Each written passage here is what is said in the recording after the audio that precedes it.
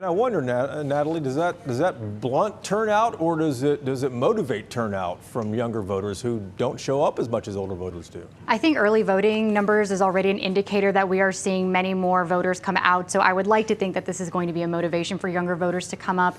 And I believe the numbers already show that as we are now, at the end of early voting. Yeah, and at the end of early voting here, Bud, much has been made about the Democratic turnout here. They haven't shown up like this in a number of years. But does it even matter, because these are primary elections that Democrats are showing up more in March than they have in years past?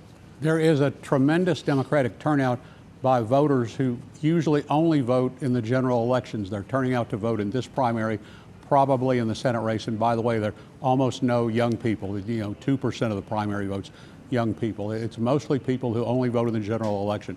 Democrats are getting a huge turnout. Republicans are getting a very good turnout, considering that a lot of their elections will really delay until May. Jason, we'll be talking about comptroller for 3 more months. Does it matter that Texas Democrats are showing up in force for the primary election?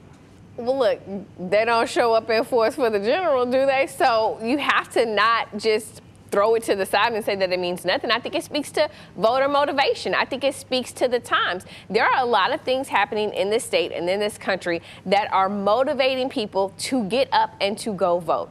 And I think that people see a lot of things at stake in the race between Congresswoman Jasmine Crockett and State Representative James Tallarico. People feel very strongly about the ability of one of them being able to win and perhaps flip a seat in the Senate. And so they want to make sure that their voices are heard. I don't think that you can downplay that. I don't think that you can say and just write it off as it doesn't matter. I think it matters. I think folks are motivated. Yeah, and then the question at the end of the day, I guess, is will that motivation continue depending on who wins the primary elections for the Democrats and for the Republicans as well?